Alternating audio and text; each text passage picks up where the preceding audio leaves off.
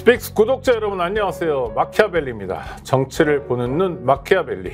오늘도 변희재 대표와 함께합니다. 어서 오십시오. 네, 안녕하십니까. 네. 전광훈 목사가 뭘 선언을 했네요. 이걸 안 받으면 윤석열 퇴진 투쟁에 나서겠다. 이게 뭐예요? 네, 어제 현충원 집회 때 네. 선언을 했죠. 네. 그리고 또 오후에 방송 때 또 한 번 선언했기 때문에 네네. 이거는 진짜다. 현실 상황인데. 네. 지난번 이제 총선 때 이 자유통일당이 후보들을 한 12명 정도 후보를 냈어요. 비례대표에서. 네네. 그리고 여론조사에서 최대 7%까지 나온 게 있었고, 네. 사전투표 다음에 여론조사한 게 있어요. 이건 뭐 소나무당도 같이 했던 건데, 사전투표를 하고 바로 다음날 여론조사에서 6%가 나왔습니다. 네. 저희는 2.8%가 나왔는데, 그 여론조사는 이미 사전투표를 워낙 많이 했었잖아요. 그러니까 투표를 한 상태에서 여론조사하기 때문에 거의 이거는 뭐 투표자 여론조사랑 비슷하다. 예측이 아니다 이거는 투표한 사람들. 그러니까 사전투표를 많이 하는 사람 같은 경우는 뭐 거의 이제 그 정도로 이제 이미 표가 나온 상태란 말이에요. 찍고 온 사람들이 응답한 거다. 그러니까 응답률이 높으니까. 그래서 이제 저희도 그래서 이제 3% 이상을 확신했던 거고, 정광훈내는 6%가 나와버렸기 때문에 이건 뭐 당연히 이제 이쪽에서는 3% 넘었을 거라 원내 확신해서 진출은 뭐 걱정 없다. 그래서 이제 뭐 3%가 넘어가면은 그 선거운동비 전액을 이제 보전해주거든요. 정부에서. 그러니까 정광훈 쪽은 이제 이 자금이 많으니까 거의 한 100억 이상을 더 끌어들여가지고, 완전히 이제 전체 총액수를 한 150억 넘게 썼어요. 네네. 이제 완벽한 확신을 갖고 있었기 때문에. 그래서 마지막 5일 동안 이 방송 광고만 뭐 지상파 위주로 30개를 넘게 때렸어요. 그러니까 이 사전투표 직후에 여론조사가 6%고, 방송 광고를 몇십 개를 더 때려 넣었으니 10%를 자신했을 거 아닙니까? 근데 2.1%가 나온 거예요. 이게. 그 완전히 이제 이 패닉에 걸렸죠, 자유통일당이. 그리고 이제 그 돈 같은 경우는 뭐 후원을 하기는 너무 큰 액수잖아요, 150억은. 그건 사실상 이제 이 정광훈 자유통일당 지지자들이 대여해 준 거거든요. 그러니까 소나무당도 마찬가지예요. 저희는 5억을 이제 펀딩했는데 우리가 갚아야 되는 돈이란 말이에요.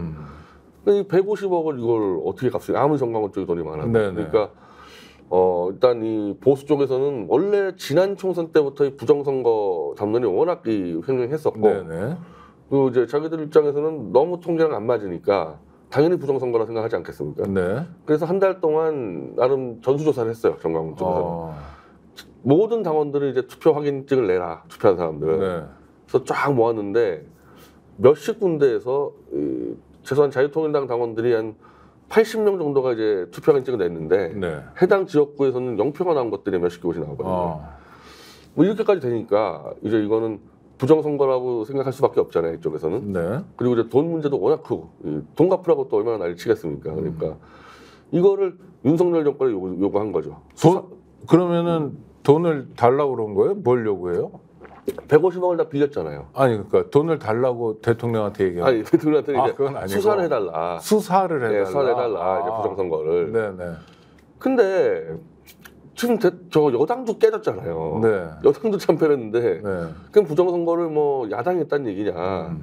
이게 안 맞으니까 이제 윤석열 쪽에서는 그냥 완전히 그냥 기각시켜버린 거죠. 말도 안 되는 얘기 하지 말라고. 근데 이제 내부는 난리가 나 있고 이러니까 자유통일당 내부에서는 아예 야당은 못 건드리고 이 자유통일당 표를 윤석열이가 훔쳐간 거 아니냐. 이런 의심들까지 하는 거예요. 아니 그게 약간 뇌피셜인데 좀 심각하네요. 억울할 수는 있기 때문에. 그래서 이제 이건 윤석열이가 우리 표 뺏어갔다 해가지고 이제 이 범부정선거 세력이 있어요. 이 보수에는 황교안부터 해가지고 민경욱, 뭐 김경재 씨 해가지고 정광훈을 엄청 압박을 한 거죠. 이거는 윤석열이가 뺏어간 거다. 지금 윤석열하고 안 싸우면 널 뭐 쫓아내겠다 압박이 들어가고. 이 정광훈 씨는 또 하필이면 선거 과정에서 공천 헌금으로 걸렸거든요. 그러니까 그 비례대표들한테 돈을 받았단 말이에요. 이게 녹취에 걸려버려가지고 뭐 제가 볼 때는 잘못 싸움 걸었다가는 뭐 바로 그냥 구속될 가능성이 높으니까 못 싸우고 질질 끌다가 워낙 압박을 세게 받으니까 어제 이제 결국 선언하게 된 거죠. 그래서 어제는 이제 수사도 필요 없고 9월까지 총선 재선거 실시해라. 지난번 22대 국회의원 총선을 다시 해라. 9월까지 3개월 안에. 3개월 안에. 그래서 그거를 안 하면은 바로 퇴진투쟁 한다 그랬는데 오전에 요구하고 오후에 답변 없었다고 그냥 퇴진투쟁 선언해버린. 아니 당연히 답변하기 어려울 것 같은데 일단 아무리 국정이 그래도 첫 번째 잠깐만요. 재선거가 가능해요?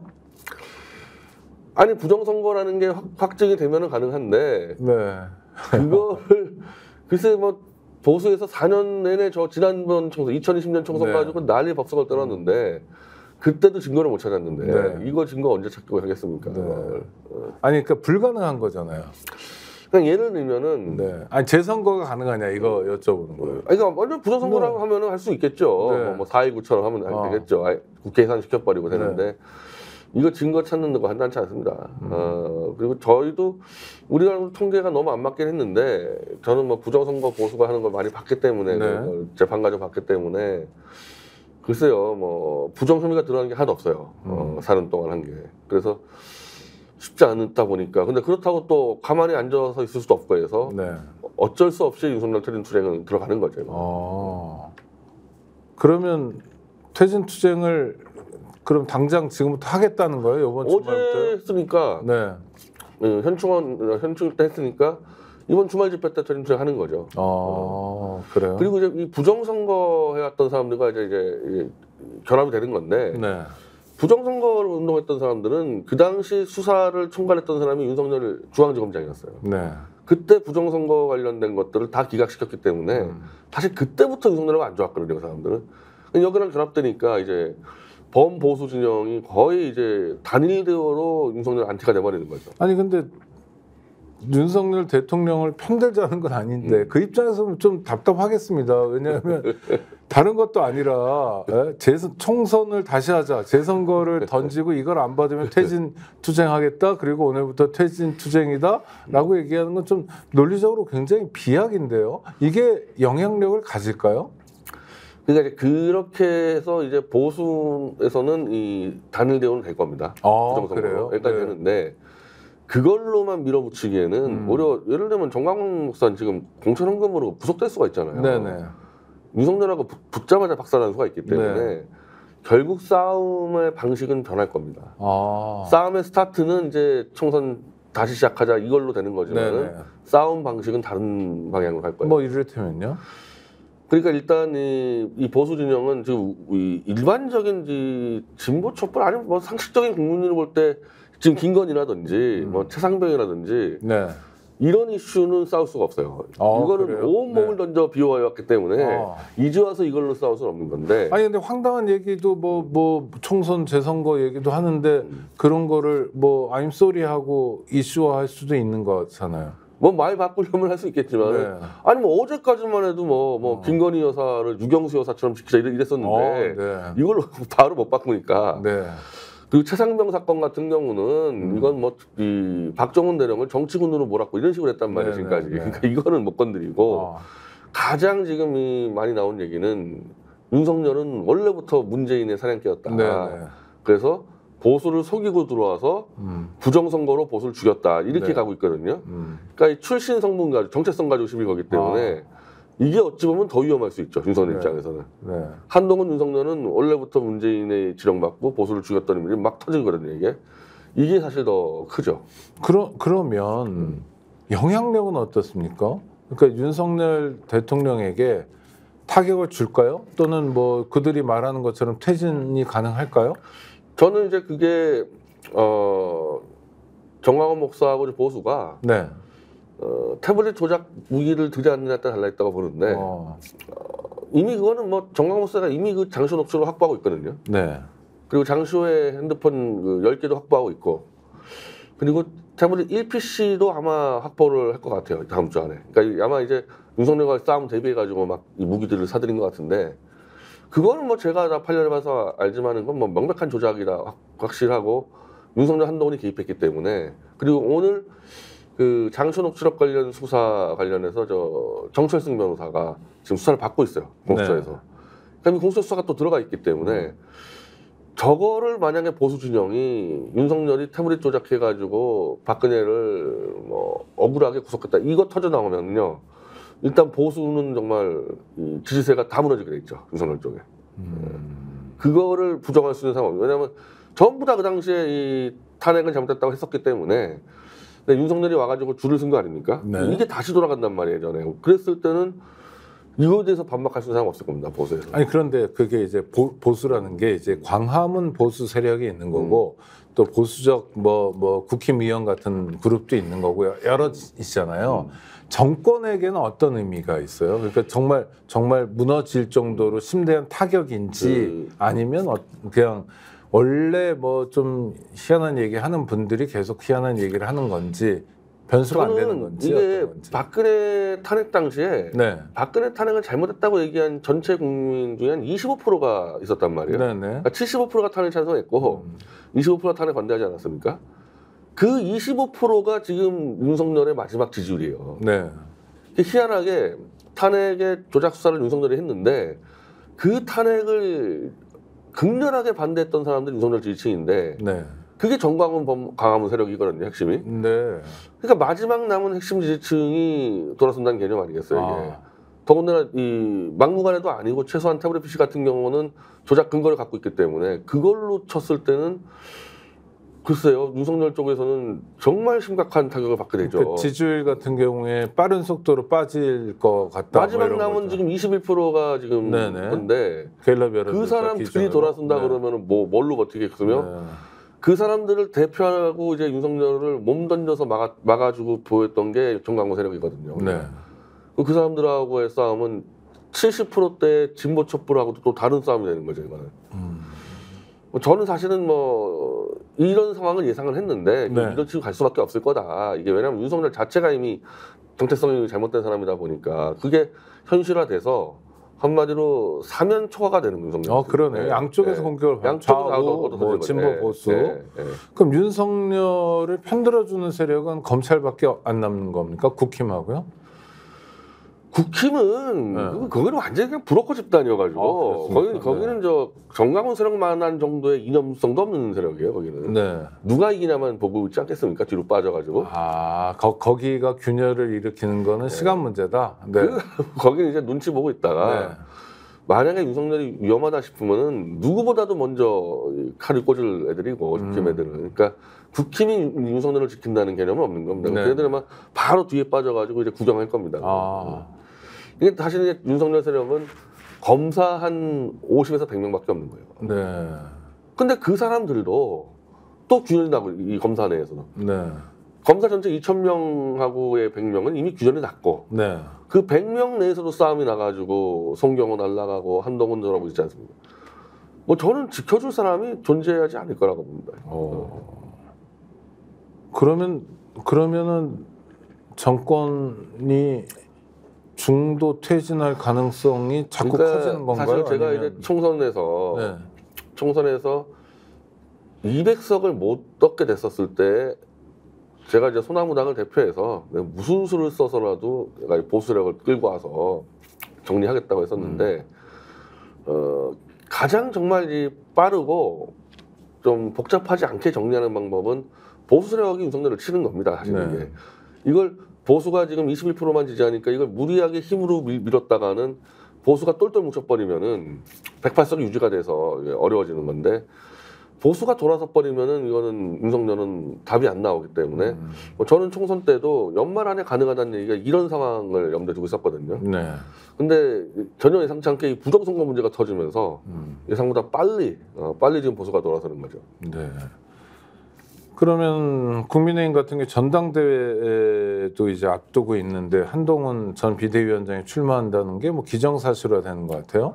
이런 거는 윤석열 정권의 향배에 어떤 영향을 미칠까요? 일단 한동훈이 지금 윤석열보다도 먼저 지금 저쪽 세력은 보수는 한동훈을 먼저 정리하겠다는 생각을 하고 있거든요. 이거는 부정선거와 별개로 한동훈은 그러니까 이제 홍준표가 계속 발언하듯이 한동훈도 문재인의 사냥개 아니냐 얘기하는 거 아니겠어요? 그럼 윤석열은 뭐냐? 그러니까 윤석열은 이미 대통령 됐으니까 우리가 넘어가고 한동훈까지는 용납이 안 된다고 해가지고 홍준표가 계속 맹공을 퍼본 거 아닙니까? 한동훈. 근데 그게 지금 이 전체적인 광화문 보수 세력도 같은 정서거든요.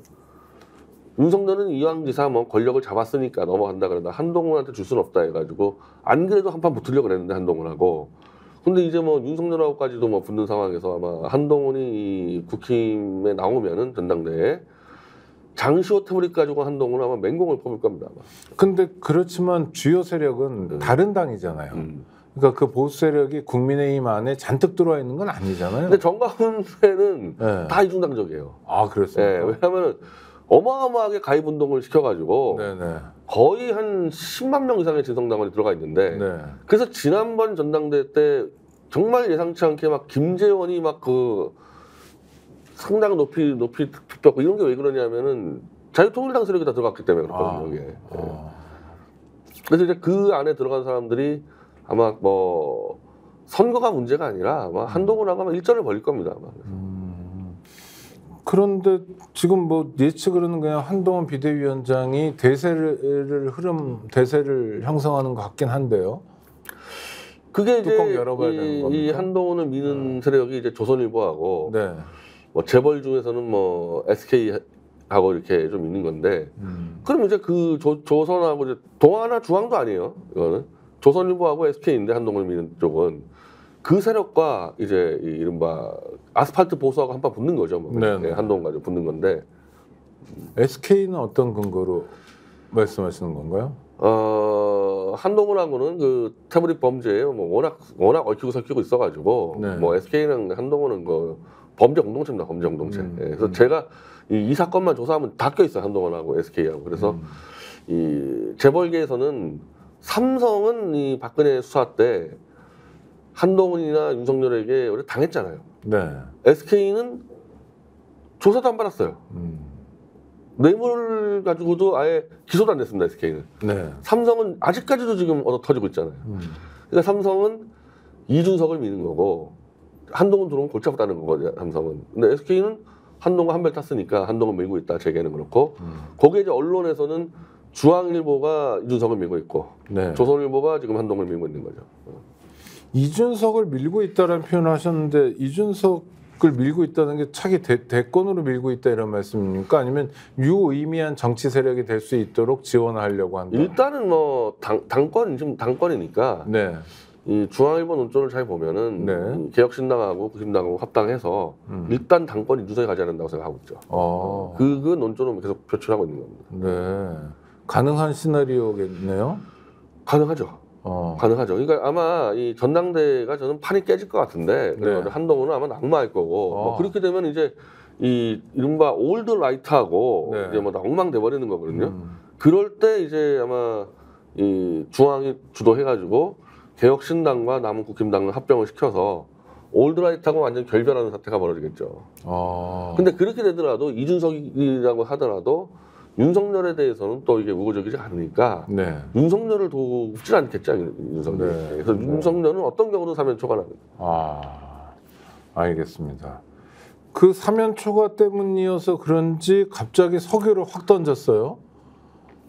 이거 상상도 못했던 일인데. 그렇죠. 네. 이거 기발하긴 했는데. 네. 근데 이게 만약에 이게 이 국제 사기꾼하고 연결돼 가지고 뭐 해먹으려고 그랬다면 모르겠는데 네네. 이걸로 이 보수 지지층을 잡으려고 그랬으면 이거 완벽한 오판이에요. 왜냐하면은 이 석유 가지고 사기극을 제일 잘하는 게 보수 진영인 게 박정희 때 이게 어마어마하게 터지지 않았습니까? 네, 제7 광고. 그리고 그 박정희 때 이 가짜 석유 사기극을 밝혀낸 게 조갑재 기자예요. 네. 2년 동안 취재해가지고 자비를 들여서 이 보고서를 만들어서 관공서에 다 뿌려가지고 결국 박정희도 인정을 했어요. 잘못했다고. 근데 조갑재에게 보복을 해가지고 월간 마당 기자였는데 회직당했고. 조갑재 회칼 테러는 조갑재는 아니고. 회칼 테러는 아니고. 네네, 그냥 회직당했어요. 그냥. 회직당하고 박정희는 이제 이걸 자기의 자존심 세운다고 어마어마하게 돈을 들여가지고 다 뚫어버렸거든요. 네네. 하나도 안 나왔어요. 그래서 이거는 보수 진영에서 어찌 보면은 워낙 많이 알려진 사건이고 예를 들면 저만 해도 조갑재한테 이 얘기를 얼마나 많이 들었겠어요. 네네. 그러니까 보수 논객들은 다 알아요, 이 상황을. 그러니까 보수 유튜버들이 이거를 띄워줘야 되는데 워낙 이 부분 잘 아니까 안 띄워준 거죠. 지금 강용석이 정도 빼고는 이걸 안 띄우고 있습니다. 네. 예를 들면 뭐 신의식이라든지 이런 사람들 안 띄우고 있거든요. 오히려 이게 웬 지금 시대착오적 발상이냐. 그리고 조갑재 씨가 지금 하루 종일 방송하고 있습니다. 이거. 네. 똑같다 박정희 때랑. 그 자기가 나름대로 2년을 조사했으니까 나름대로 뭐 준 전문가 아니겠어요 이걸? 그때랑 차이가 없다는 거예요. 이 사람 얘기는 기술도 별로 새로워질 것도 없고 네. 어차피 이거는 땅 지질 보고 하는 거기 때문에 그때랑 차이가 없는데 0%다 이거 나올 가능성 이렇게 돼버리니까 조갑재 정규제가 찬물 뿌려버리기 때문에 이게 지금 전혀 이 보수 진영을 움직이지 못하고 있는 거죠. 그러니까 뭐 그 시추 관련해서 뭐 자문을 하는 액트지오라는 회사가 있고 그게 뭐 구멍가게라고 그러죠. 1인 기업이냐 아니면 몇 명 일한다. 하여튼 여기에 고문 아브레우라는 사람이 금요일에 기자회견을 했는데 내용인즉 시추해 보면 안다였어요. 그거는 하나만 한 얘기 아닙니까? 그게 박정희 때 그랬습니다. 예. 박정희 때 그랬어요. 그래서 네. 시추를 동해바다에 35번인가 박정희 이후로 거의 하면 YS 때까지 네. 사실은 하나도 성공 못했는데 네. 시추하는 것만 해도 지금 뭐 1,000억 얘기하잖아요. 실제로는 조 단위에 들어간대요. 하다 보면 네.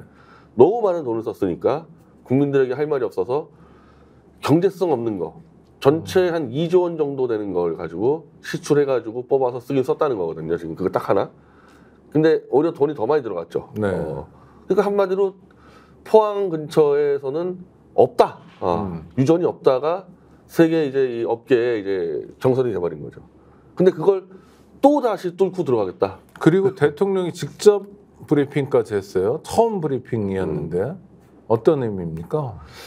그러니까 이 박정희 이후로 계속 하긴 한 거예요. 근데 아마 네네. YS 이후로 많이 안 한 걸로 알고 있는데 뭐 또 이제 아까 얘기했듯이 뭐 다른 이런 외국계 업계들도 뭐 오다가 나가서 뭐 지질 보고 그러니까 시추를 뚫지만 않으면 그냥 지질에 대한 정보는 있으니까 그거 보고 이제 그냥 예측하는 거거든요. 네. 그런 보고서는 수시로 산자부에 들어온다는 겁니다. 네. 근데 그럼 왜 이게 윤석열한테 들어갔냐 이거예요. 그러니까 그리고 갑자기 네. 브리핑을 했고 그게 취임 이후 최초의 브리핑이었다는 것도 되게 의미심장하죠. 그리고 이제 그럼 조갑재 판단은 지금까지 나왔던 30몇 개의 그 데이터랑 큰 차이가 없다. 네. 한마디로 0%다 가능성. 근데 왜 갑자기 윤석열이 움직였냐. 그러니까요. 그러니까 천공이 2주 전에 대한민국 산유국 된다고 질러버렸는데 네. 이걸 보고 윤석열이 야 이거 한번 산자부에 알아봐. 뭐 산자부에는 수시로 들어온단 말이에요. 이 자료가. 네네. 그 중에서 하나 딱 잡아가지고 야 이거 됐다. 산유국 됐다 해가지고 질러버린 게 아니냐. 그렇게 해석할 수밖에 없는 거죠. 그 우연의 일치겠죠라고 말하고 싶어요. 천공 유튜브와 예, 대통령의 브리핑. 우연의 일치면 차이 다행인데 네. 이 천공이 또 뭐 어디 뭐 김건희 라인 잡고 이 국제 사기단과 연결돼가지고 이게 한번 뚫기만 해도 업체는 떼돈을 버는 거거든요. 그렇죠, 그러니까 그렇죠. 이게 만약에 이권에 연결돼 있으면 보통 문제가 아닌 거죠, 이거는. 대통령이 그렇게 갑자기 나선 건 천공이 배후에 있든 없든 간에 국면 전환용인 건 분명한 거죠. 그러니까 국면 전환용이었다면 그건 실패했고, 네, 실패했고, 네. 이권 사업이라면 모르겠어요. 이권이면은. 근데 다만 이건 있더라고요. 보수 전체층으로 냉담한데 TK 지역이 완전 들썩이고 있는 거죠. 네, 네. 네. 그것도 마찬가지인데 석유가 나오든 안 나오든 시추하러 그 작업만 들어가도 뭐 몇 조 원이 투입되니까 그걸로 그 주변에서 먹고 사는 데는 도움 되잖아요. 그렇죠. TK 지역. 그러니까 네네. TK 언론이 그냥 대서특필을 해가지고 이제 뭐 포항이 두바이가 된다부터 해가지고 이건 완전히 진짜 만약에 그걸 노렸으면 그건 성공한 겁니다. 그러니까 시추하는데 그것도 이제 부르는 게 값이거든요. 네네. 아니 5개를 꽂을지 10개 꽂을지 어떻게 합니까? 뭐 20개를 꽂을지. 그러니까 총 5조가 들어갈 거면 20조를 질러버렸다 하면은 뭐 TK 정 난리 나는 거 아니에요, 그거. 네. 이게 참 이게 보통 문제가 아닌 겁니다, 이게. 그래서 TK 쪽이 글쎄 뭐 경기가 어느 정도 부흥될지 모르지만 이거 떴다방 수준인데 네. TK가 지금 대한민국에서 제일 못 살아요. 네. 그다음에 광주입니다. 네. 둘이 꼴등을 다루고 있는데, 그러니까 안 그래도 지금 먹고 살 거 없는데 이거 웬 떡이냐 그러니까 TK 쪽에 언론들이 다 달려져 버리고 그리고 언론사들은 또 얼마나 좋겠어요. 그냥 네. 광고 다 수주할 거 아닙니까? 네. 그걸 해서. 그러니까 정말 이게 이권과 연결돼 있으면요, 이거는 정말 천인공노화의 사기극이에요. 알겠습니다. 김건희 씨, 대통령 부인 김건희 씨가 현충일을 계기로 해서 라이브로 나오기 시작했어요. 기념식은 뭐 공중파를 통해서 전국에 생중계됐으니까 굉장히 오랜만이죠. 뭐 자신감의 표현입니까? 아니면 어떤 표현일까요? 검찰하고 뭐 대충 이게 끝난 거 아니겠습니까? 네. 이렇게 나오다가 무슨 검찰에서 뭐 철야 조사 받고 이렇게 해가지고 뭐 흘러나오면 끝나는 거기 때문에 대충 검찰 라인들이 이제 다 인사가 끝났으니까 어느 정도 이제 김건희가 활동하는 데는 지장이 없도록 수사 가이드라인이 설정된 것 같습니다. 네. 그래서 이원석 검찰총장은 어차피 9월달 나갈 사람이에요. 그렇죠. 나갈 사람이고 이 사람은 자기는 하려고 했는데 중앙지검을 다 갈아치지 않았냐. 그래서 나는 열심히 했는데 뭐 어쩔 수 없었다 하면 되는 거니까. 딴소리 하면 되니까. 그냥 말은 계속 지금 네. 맞는 말 하는데 책임을 지지 않을 사람이고 네.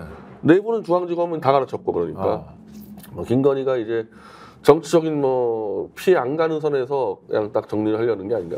이를테면 그러면 그게 본질은 아니지만 대통령 부인 김건희 씨를 소환하느냐 안 하느냐도 또 쟁점 중에 하나인데 소환은 어떻게 보세요? 소환을 해도 네.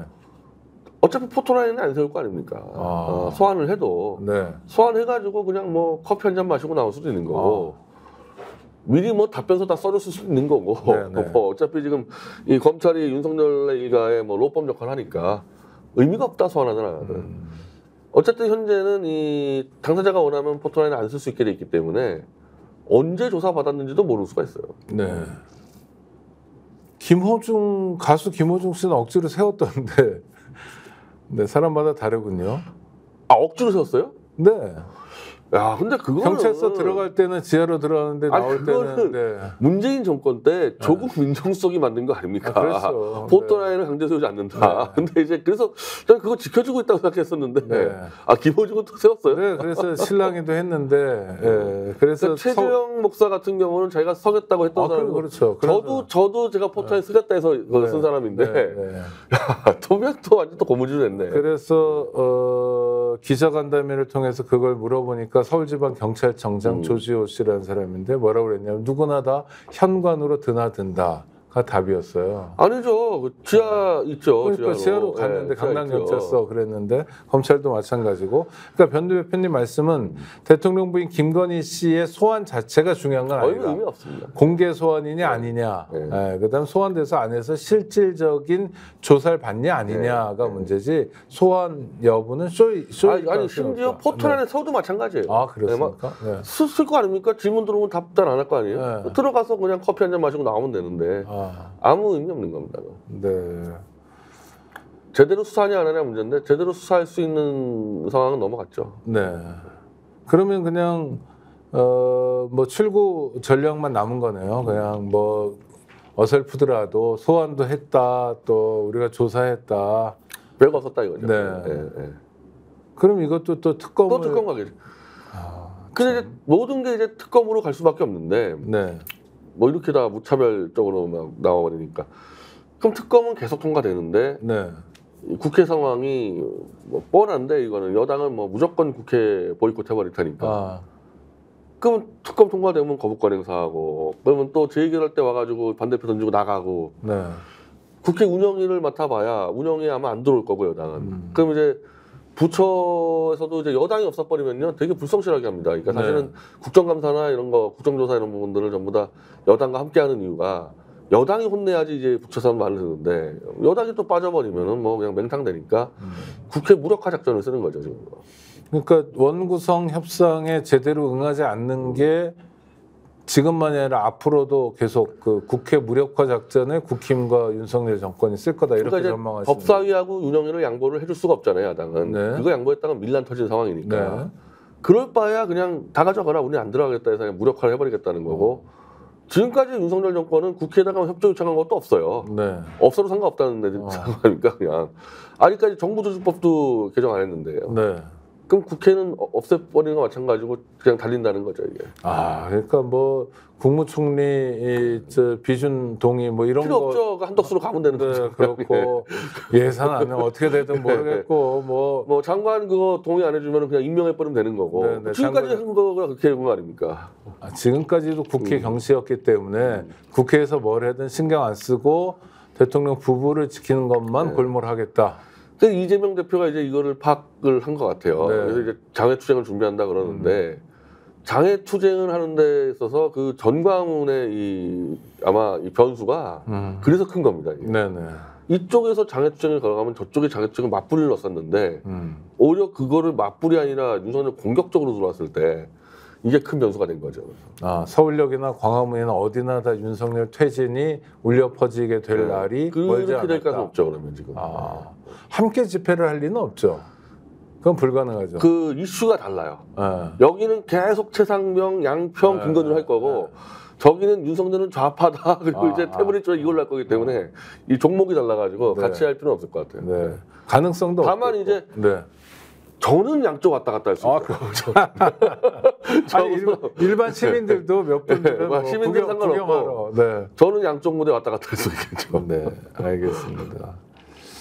야, 그러면 지금 이원석 검찰총장이 뭐 법 앞에 뭐 예외는 없다, 뭐 성역 없다, 특혜 없다 이런 거는 그냥 하나만한 얘기네요. 아니 자기 PR이죠. 자기 PR. 난 열심히 했는데 중앙지검이 말 안 들었다고 얘기하고 그냥 이제 9월에 이분 뭐 그만두면 로펌 가야 되는데 뭐 이렇게 말을 많이 해놓으면은 그래도 면책은 될 거 아니겠습니까 이 사람은. 먹고 사는데 지장은 없다. 네. 로펌 가고 이러면 돈 많이 벌잖아요. 아니 그거는 뭐 조국 그 신당에서 뭐 50억은 그 전관예우도 아니라 그랬잖아요. 네. 한 200억쯤 되지 전관예우라고 하잖아요. 그럼 검찰총장 얼마겠습니까 그러면? 그러니까. 지검장도 아니고 뭐 3, 400억 된다는 얘기잖아요. 아니 그러니까 우리 사법이 변호사들 선임할 때 보면 선임료라는 게 뭐 1,000만 원을 주든 1억을 주든 변호사들은 다 받는데 문제는 1억을 주면 1억 원 해치만큼 일하고 1,000만 원 주면 1,000만 원 해치만큼 일한다. 이게 정설이더라고요. 그렇다면 사법 정의가 온통 다 돈에 매달려 있는데 재판 많이 받아보시는 분으로서 이것도 또 문제 아닙니까? 아 저는 뭐 온몸으로 그걸 느끼고 있죠. 권력과 어느 로펌을 썼냐에 따라서 재판이 완전히 뒤바뀌고 있기 때문에 아주 심각한 문제예요. 그러니까 차라리 미국 같은 경우는 사법시장이 절대 자유화되어 있는데 거기는 일단 배심원 제도다 보니까 덜해요.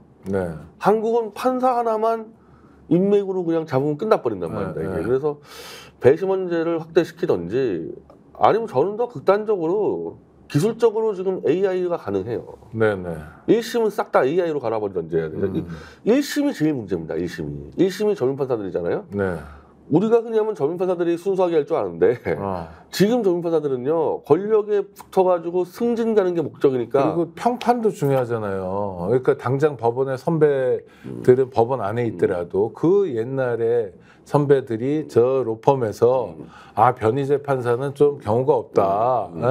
뭐 이런 여론을 확 만들어 버리면 김앤장이나 이런 데서 그 젊은 판사는 굉장히 위축되고 그러니까 이 젊을수록 소신이 없고 제가 경험해 보니까 젊을수록 대세 추종이어서 1심은 저는 무조건 포기하고 들어갑니다. 고등법원 정도 가면 이제 퇴직할 날 얼마 안 남은 판사들이 가끔 가다가 이제 소신 판결될 때가 있는데 1심은 끝이에요. 1심.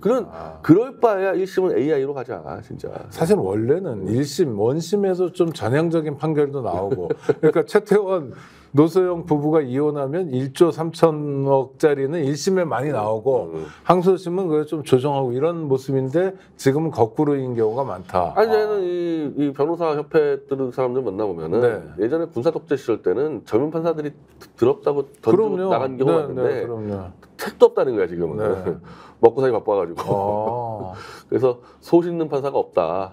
그럼 배심원이든 AI든 이거는 다 갈아쳐야 될 거고 아마 윤석열 정권 무너지면요 이 법원 각오해야 될 거예요. 뭐 이런 게 한두 개가 지금 오늘 나올 줄은 모르겠는데 이화영 재판 보세요. 무수한 정말 반박 증거 나왔는데 다 무시하고 선고 때리고 있거든요.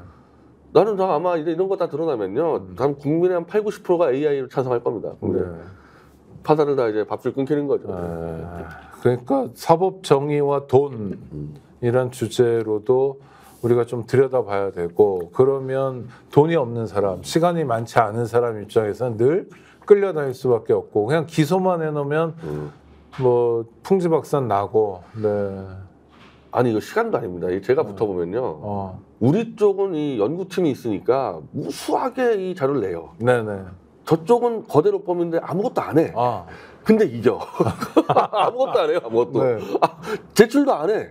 근데 이겨. 저희가. 어떻게 이겨요? 그러니까 우리가 낸 자료는 그냥 안 보고 넘어가고 저기는 한 3줄짜리 내거든요. 그대로 판결 나오는 거예요. 이런 걸 너무 많이 당하니까 뭐 노력도 아니고 시간도 아니고 그냥 권력이에요. 권력. 그 권력의 원천은 돈. 재판에서는 돈인가요? 그냥 하여튼 뭐 권력과 돈이 얽혀 있으니까. 그러니까 예를 들면 좋은 로펌을 샀다 이거야. 네. 그럼 정말 충실하게 자료가 나오냐? 그렇지도 않다는 거죠. 열심히 안 해요. 그냥 이름으로 가고 있는 거죠. 관계로. 정말 심각하네요. 아니 심지어 재판에 안 나오는 경우도 있어요. 제가 검사 3명을 이제 태블릿 조작으로 민사 걸어놨는데 재판에 아예 안 나와. 근데 쟤네들이 이겨요. 안 나오는데. 그게 심각한 거예요. 이게 나중에 이게 우리가 다 공청회에서 국민들에게 널리 알려야 되는데 저는 그러면 정말 국민들의 분노가 어마어마할 겁니다. 아마. 아니 그러니까 예를 들어서 그 연구팀이 있다고 하셨으니까 그러면 200페이지짜리 정말 잘 만든 자료를 제출했는데 저쪽은 로펌이고 변호사가 뭐 수십 명이 덤벼들어서 400페이지짜리를 더 잘 만들어서 내서 우리가 졌다 하면 그럼 제가 인정하겠는데 그러니까 그게 아니라니까요. 이름만 로펌이 아무것도 안 해요. 근데 저쪽은 3줄을 냈다. 와, 정말 심각하네요. 그러면 사법 판결에 대해서 동의하는 국민들이 없을 거 아니에요. 인정 못 하잖아요. 근데 이제 국민들 중에서요, 이 법원에 한번 가본 사람들은 알 건데, 억울하게 당한 사람들은. 근데 일단은 그렇게 법원에 왔다 갔다 하는 사람이 많지가 않고, 일단은 많지가 않고. 그리고 그냥 경범 사건 같은 경우는 크게 뭐 체결하는 게 없지 않습니까? 그렇죠. 가벼운 형사 사건 이런 거. 권력이 개입하는 사건을 경험하는 국민들이 10%도 안 되기 때문에. 그렇죠. 근데 한번 당해보면 정말 이제 얼마나 이게 뜨거운지 알죠. 근데 언론을 통해서 그런 사건들이 많이 알려지는 것도 아니고 그러니까 변 대표님처럼 체험해본 분의 체험담이 알려지는 게 되게 중요한 것 같습니다. 국회가 반쪽으로 일단 개원을 했어요. 어떻게 평가하십니까? 이제 끝났다 이제 국회는. 할 게 없어졌다는 거, 할 게 없어졌다는 거. 어차피 이제 전쟁이 선포가 된 거고 여론전을 통해서 이 승부를 내야지 국회를 통해서 이 국정을 정상화하는 길은 막혔다고 봐야 돼요. 그래도 국회 역할은 있잖아요. 특검법도 계속 발의하고 국정조사도 할 수 있는 한 최대한 하고 이런 건 해야 되는 거 아닙니까? 근데 이제 특검 발의해봐야 뭐 다 거부권 행사될 거고 국정조사 때 같은 경우는 뭐 여당이 보이콧하면 아까 말한 대로 뭐 거의 맹탕될 거고. 그래서 결국 장외 투쟁인데 장외에서 투쟁하는 것보다 더 중요한 거는 묶어야 돼요, 이렇게. 이렇게 완전히 이게 사면초가로 묶어야 되는 이 일들이 필요한 거죠. 아니 그렇더라도 국회 효능이 떨어져도 국회 역할은 또 중요하지 않나 이런 걸 여쭤보는 건데 해야죠, 그래도 노력을. 그냥 아까 나온 것들은 뭐 다 하는데. 글쎄요, 이제 국회가 이제 상임위가 열리면 얘는 법사위에서 뭐 자료 받고 이래야 되는데 뭐 자료 똑바로 줄 것 같지도 않고. 뭐 국회의원들이 이번에 뭐 의혹을 가질지 모르겠는데 뭐 크게 역할할 게 없을 것 같아요. 워낙에 정권이 국회 보이콧 전술을 구사할 테니까. 여당이 원래 보이콧하는 사례는 없거든요. 그러니까 여당이 보이콧돼 버리면은 야당은 답이 안 나오거든요. 그러면 원구성도 다 뭐 상임위원장을 누가 막느냐 같은 건 비본질이겠습니다. 왜냐하면 보이콧을 해버리면. 보이콧하면 안 들어올 건데요. 뭐 다 먹어도 상관없죠. 그러니까 뭘 줘도 상관없는 거네요. 그러니까 타협의 여지가 없는 거네요. 국힘 입장에서는. 운영위하고 법사위를 가져가는 순간에 국힘 입장에서는 사실 들어올 수도 없고 그렇게 돼버리면은. 만약 준다 그러면. 그럼 들어오겠죠. 법사위하고 야당이 법사위 운영위를 가져가겠다는 얘기는 탄핵한다는 얘기예요, 사실은. 특검 하나하나가 윤석열의 목을 칼을 겨누는데 그게 어떻게 화기애애하게 되겠습니까? 그러니까 이제 현실이 그렇다는 걸 인정하고 어떻게 하면은 이 8석이 모자라잖아요, 탄핵할 때. 이걸 어떻게 확보할 거냐에 대한 굉장히 이제 전략이 필요한 거죠. 근데 가서 뭐 8명을 뭐 매수하고 뭐 그럴 필요 없다고 생각하고요. 결국 보수 지지층을 돌려 세워야 됩니다. 그러면 광범위한 균열이 일어날 거다. 그 균열이 어떻게 진행되는지를 봐야 된다. 이재명 대표는 앞으로 뭘 하고 지내야 됩니까, 그러면? 근데 이재명 대표는 일단은 현실을 파악을 한 것 같고. 그래가지고 지금 장외투쟁을 계속 얘기하고 있고, 또 이제 국회 일 안 하면은 뭐 처벌하는 법도 지금 근데 뭐 법 올려봐야 또 분명히 또 거부권 걸리기 때문에 그런데 이재명 대표는 또 하나는 이제 이렇게 되면은 사법 리스크가 더 커질 수가 있죠. 이거 뭐 전쟁이기 때문에 뭐 법원 아까 말했듯이 법원에 윤석열이가 뭐 위험하다고 해도 1심 판사 같은 경우는 빨리 때려가지고 승진하면 돼버리는 거거든요. 그래서 그 부분은 이제 굉장히 조심해야 그러니까 눈 딱 감고 그냥 유죄 때리는 판사가 생길 수도 있다. 네, 지금요 이 태블릿 관련해서 이 개입해서 조작한 검사들 다 승진했고요. 이 정권에 유리한 판결에 따라서 다 승진했어 판사들. 그러니까 윤석열 정권이 무너질 것 같다 하더라도요. 이 판사 입장에서 1심 판사 같은 경우는 빨리 때려주고 승진하면 된다고 생각하기 때문에 위험한 판결 나올 가능성이 있습니다. 또 하나는 그렇게 하면 앞날에 지장이 있지 않을까요? 그 상관없나요? 그 사람들이 일단 눈앞에 있는 먹고 모자이고요. 일단 부장판사까지 가면은 뭐 되겠지. 매출이 달라지니까. 하여튼 우리 사법과 돈의 문제는 정말 제대로 한번 시간 갖고 따져봐야 될 것 같습니다. 자, 국회가 무력화되는 상황에서 야당은 정권 심판의 분위기를 어떻게 이어갈 건지 또 다음 주에도 지켜보도록 하고요. 지금까지 변희재 미디어워치 대표 고문과의 시간이었습니다. 구독자 여러분 감사합니다. 고생하셨습니다. 감사합니다. 지금 당장 스픽스 구독 눌러주세요. 지금 보고 계시는 영상 좋아요, 댓글도 마구마구 남겨주세요.